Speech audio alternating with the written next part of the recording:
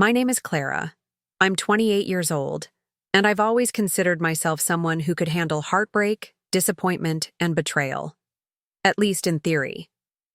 But when the two people you trust most in the world shatter that trust in a way so vile that it makes your stomach churn every time you remember it, the wound doesn't heal with time, it festers, and when it festers long enough, it transforms into something else, something sharper, something that looks a lot like revenge.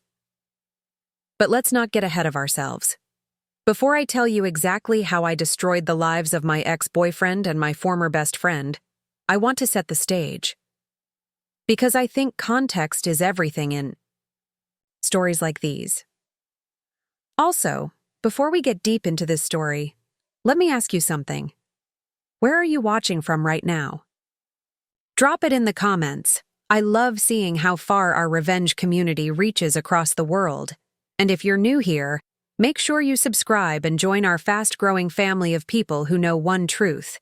Revenge is best served cold. Now, let me take you back. I met Ethan when I was 22. He wasn't just a boyfriend to me, he was the man I thought I'd marry. He had this easy charm, the kind of smile that lit up a room, and a confidence that made you believe he could handle anything. He wasn't flashy, but he was dependable. At least that's what I thought. At the time, I was still in college, working part-time as a barista, while Ethan had just landed his first real job as a junior architect. We built our relationship on late-night study sessions, weekends, of cheap takeout, and promises of a future that seemed so bright it blinded me to the flaws that, in hindsight, were always there. Standing beside me through all of this was Sophie, my best friend since high school. Sophie was the kind of friend everyone wants, the one who always had your back, the one who could make you laugh so hard your stomach hurt, the one who'd show up at 3 a.m. if you needed her. She was also stunning. Long auburn hair, big brown eyes, a laugh that could fill a room. I trusted her with everything. My secrets, my fears, my dreams, and, unfortunately, my relationship. Looking back, I should have noticed the way Sophie would touch Ethan's arm just a little too long when she laughed at his jokes, or the way he'd suddenly get quieter when she entered the room, as if he were aware of her presence in a way he wasn't with others. But at the time, I brushed it all off. I trusted them. When Ethan got his promotion 2 years into our relationship, we celebrated together. Sophie was there too, raising her glass, toasting him like she'd been part of his success. To Ethan, she said with a sly grin, the man who can build anything, except maybe Clara's patience. We all laughed.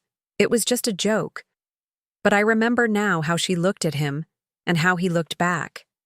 It happened on a night that was supposed to be perfect.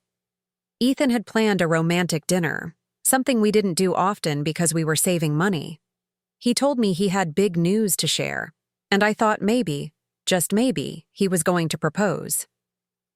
But the dinner came and went, and there was no ring, just wine, pasta, and talk about how stressed he was at work. Afterward, he dropped me off at my apartment, kissed me on the forehead, and told me he was going back to the office to finish some drawings. I believed him. Later that night, Sophie texted me, "Hey, are you up? Thinking of swinging by? I've had such a long day." But when I replied, she didn't answer. Hours passed. I figured she'd fallen asleep. It wasn't until weeks later that I'd find out where she really was that night. The betrayal wasn't revealed in a single explosive moment. No, it came like a slow poison, drip by drip, until I was drowning in it. It started when Sophie grew more distant. She used to call me every day, but suddenly, she was too busy. She'd cancel plans at the last minute, saying she had work or family obligations.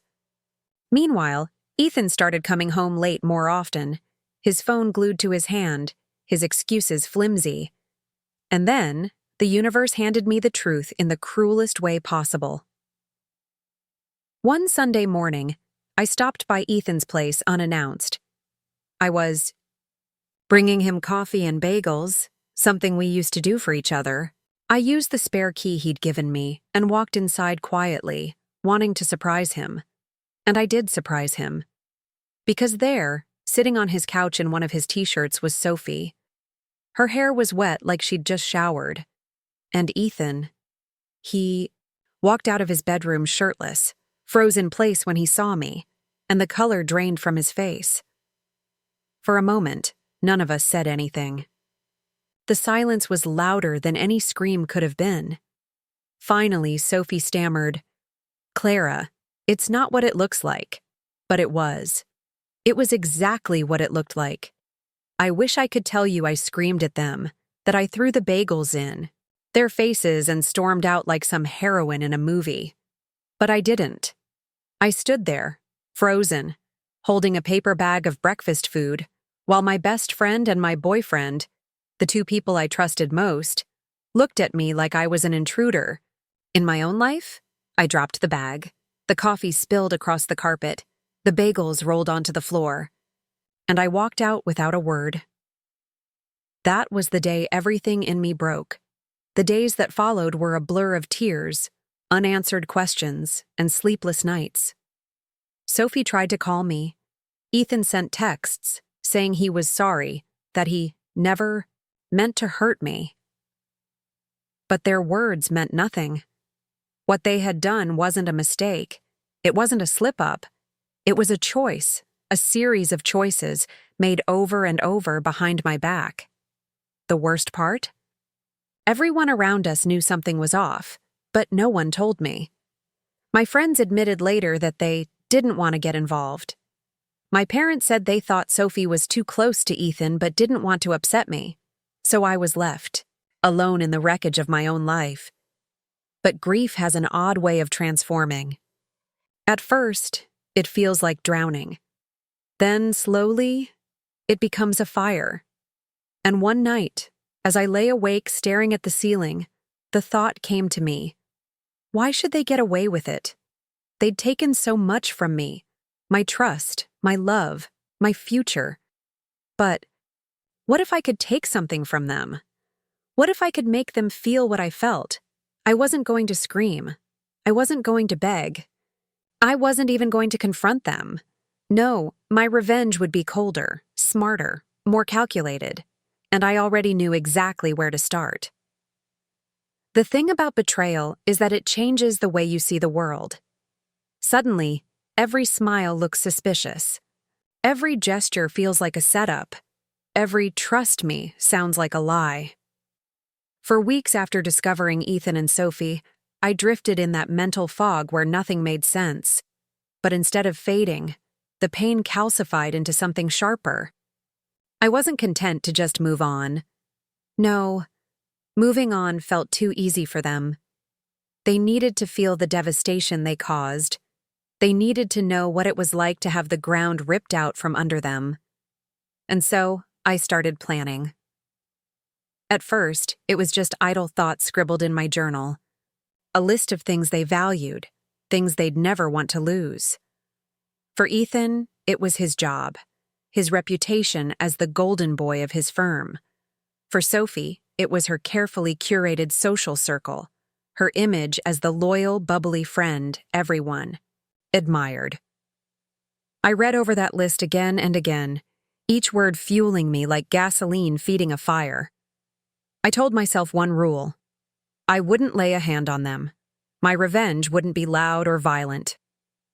It would be surgical, precise, the kind of destruction that leaves people wondering how everything collapsed around them while I stood far away, innocent and untouched. The first step was observation.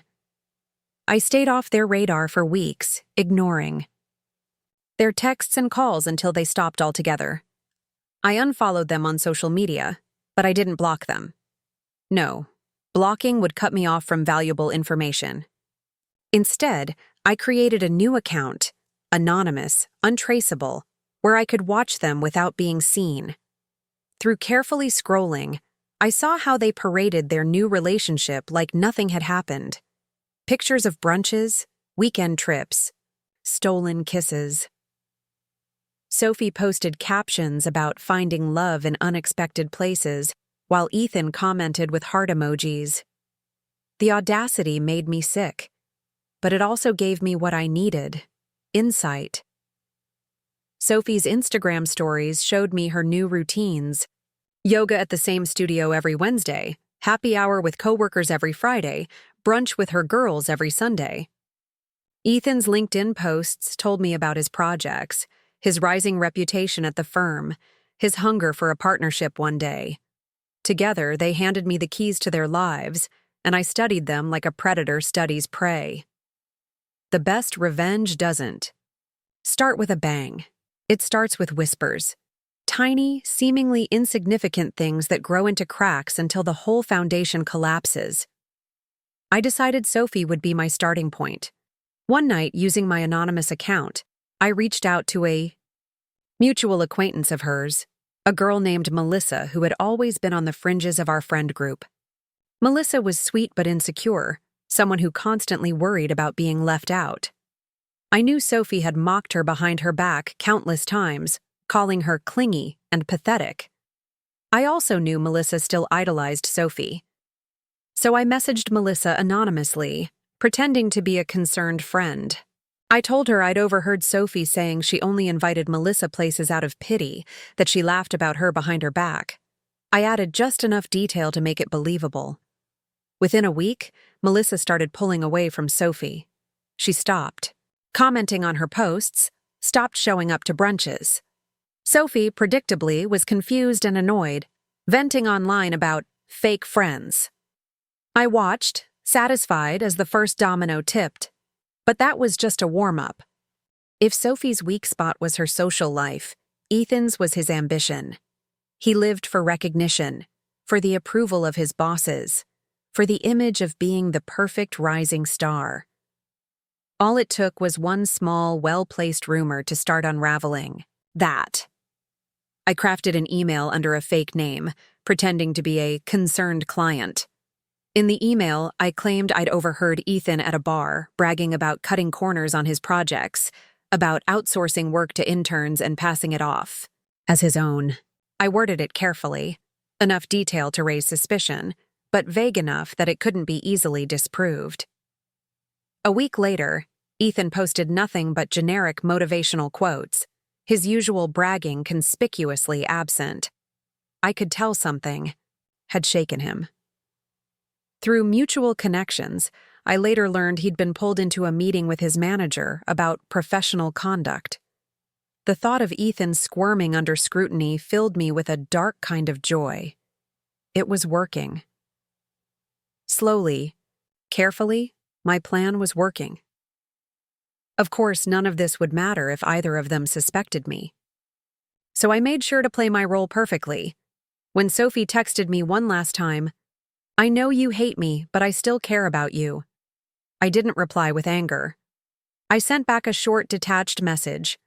"I wish you the best. I just need space." It painted me as the hurt but mature ex-friend, too wounded to stay connected, but not vengeful. The perfect cover. Meanwhile, with Ethan, I went radio silent. I didn't block him, but I never reached out. If we happened to run into each other, and once we did at a mutual friend's gathering, I kept my demeanor polite but cold, distant, just enough for him to believe I'd moved on. The less they suspected me, the easier it was to twist the knife. But whispers and seeds weren't enough. I wanted something bigger, something that would fracture their shiny new life together.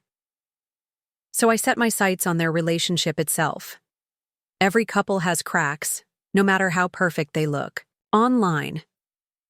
With Ethan and Sophie, I knew exactly where to aim. Jealousy. Ethan was ambitious, but he was also insecure. He hated feeling like second best, hated the idea of Sophie giving her attention to anyone else. Sophie, on the other hand, craved validation. She loved compliments, loved being admired. It was a toxic combination, and all it needed was a little push. Using another fake account, I began sending Sophie flattering messages. Harmless at first, Compliments on her photos, light banter. She responded, of course. Sophie never ignored attention. I made sure to keep it innocent enough that she didn't feel guilty, but flirty enough to make Ethan suspicious if he ever saw. And, right on cue, Ethan did see. I knew because Sophie posted a vague story about trust issues and people projecting their insecurities. Not long after, Ethan posted a brooding quote about loyalty. Their cracks were widening. But the real turning point came one night when I decided to give fate a little push. Through careful watching, I learned Sophie had a coworker named Daniel, who clearly adored her. He liked every post, commented on every picture. I also knew Ethan had noticed. He'd made a sarcastic comment about her little fan club at least once. So I took it upon myself to stir the pot, using yet another anonymous account. I sent Ethan screenshots of Sophie's messages with Daniel. They weren't real, of course. I faked them using simple editing. But they looked convincing enough. Sophie laughing at Ethan behind his back. Sophie hinting she might meet up with Daniel. I didn't send them directly. No, that would be too obvious. I posed as someone who had accidentally stumbled across this and thought Ethan deserved to know. 2 days later, Sophie posted nothing for the first time in months. No selfies, no brunch pictures, no couple shots with Ethan. Radio silence. And then, Ethan posted a solo photo of himself at a bar, captioned, "Sometimes you learn the truth the hard way." I smiled when I saw it. The cracks had turned into a chasm. Was I proud of what I was doing? That's a complicated question. On one hand, I knew it was petty, manipulative, maybe even cruel. But on the other hand, every time I remembered the look on Sophie's face that morning in Ethan's apartment, smug, guilty, panicked, I felt justified. Every time I remembered Ethan's betrayal, I reminded myself, they earned this.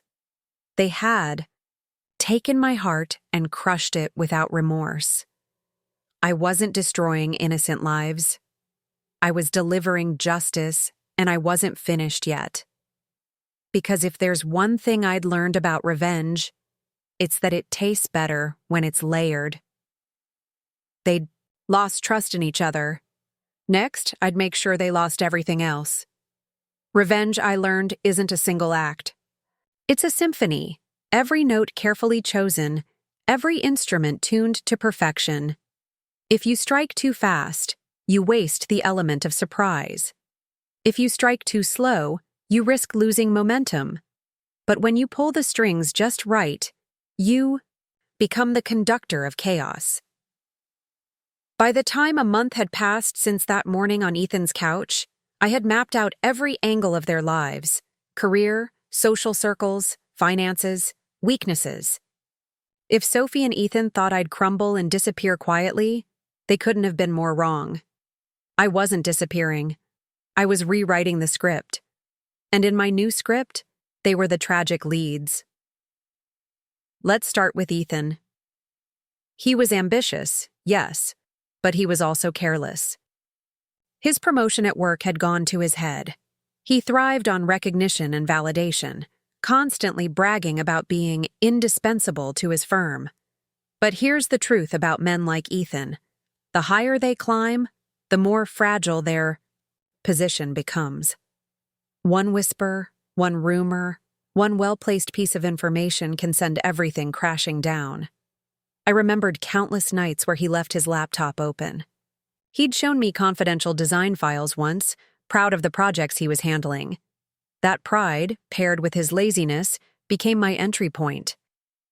Through a mutual friend still working at his office, I learned Ethan had been careless with client meetings, sometimes billing hours for work he hadn't actually done.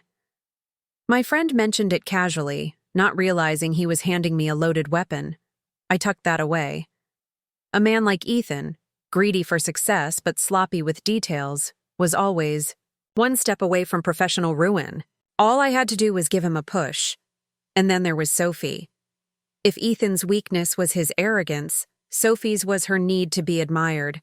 She lived for attention, Instagram selfies, endless TikToks, perfectly staged brunch photos. She built her whole identity on being the fun one, the girl everyone wanted to be around. But behind that image was desperation. I knew Sophie better than anyone.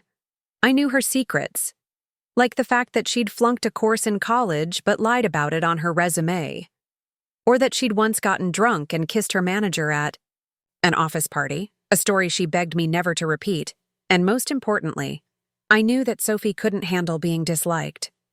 She craved approval, validation, adoration, which meant that public humiliation would shatter her in ways private betrayal never could.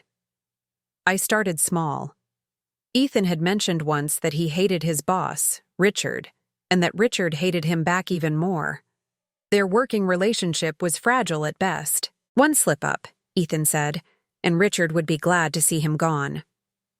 So one evening, I created a new email address. Anonymity was my shield.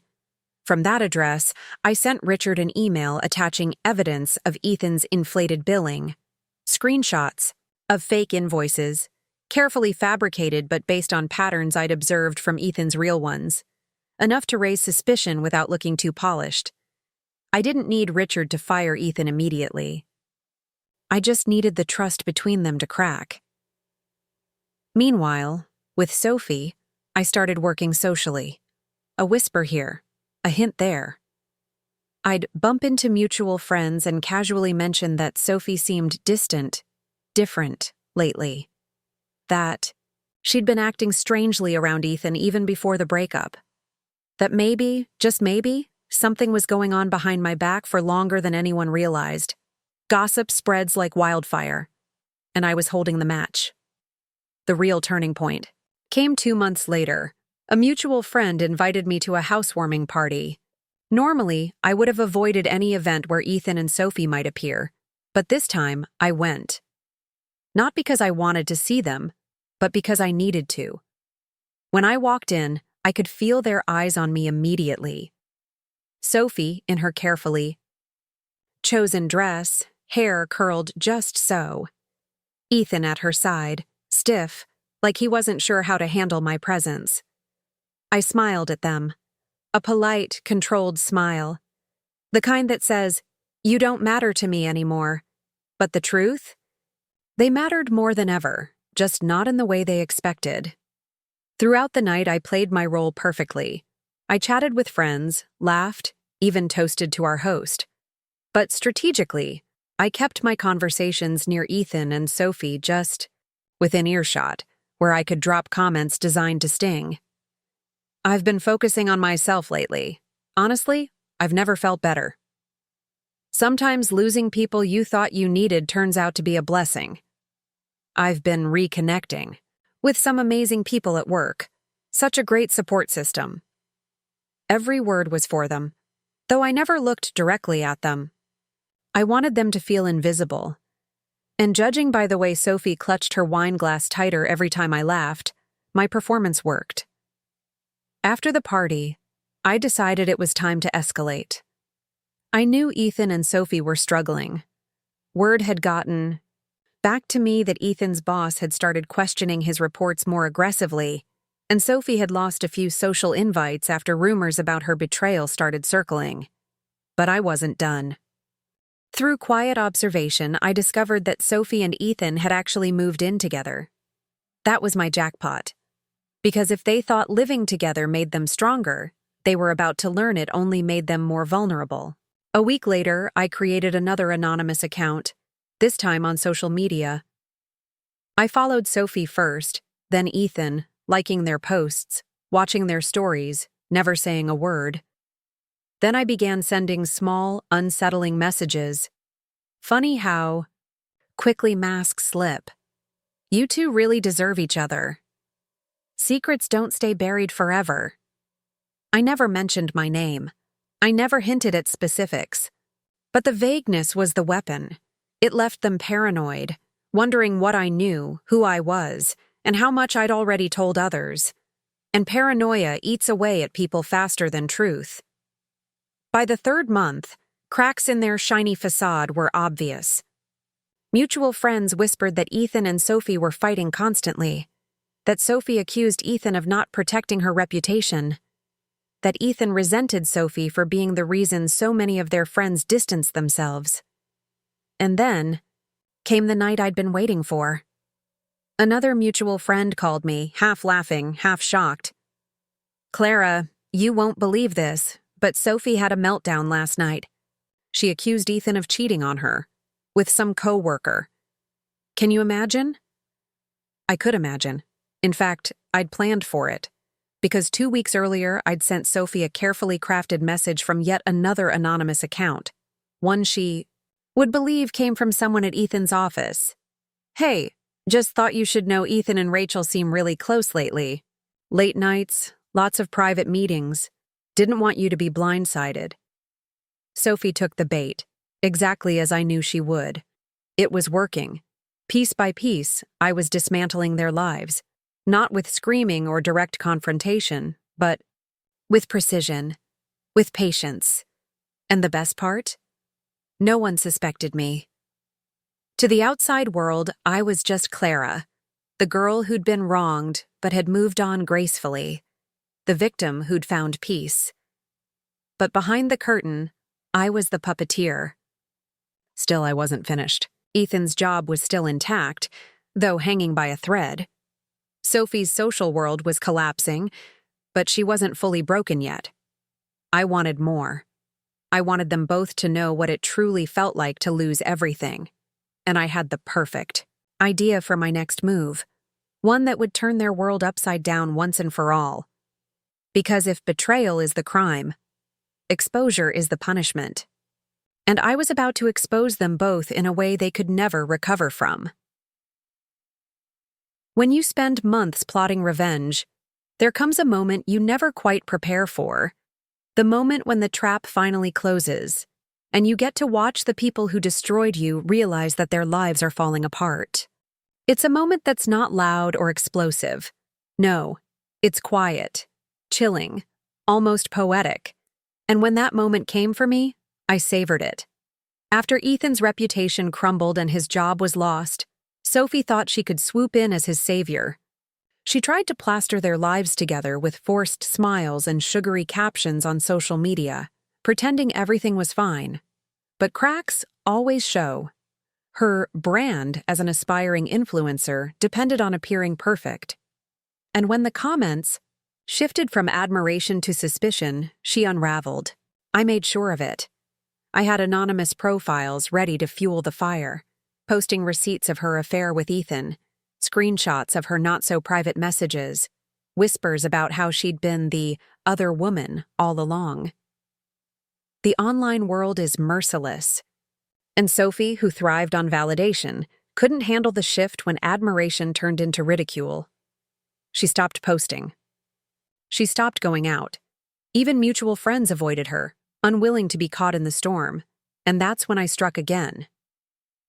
One evening, I sent her a letter. No threats, no insults, just one photo.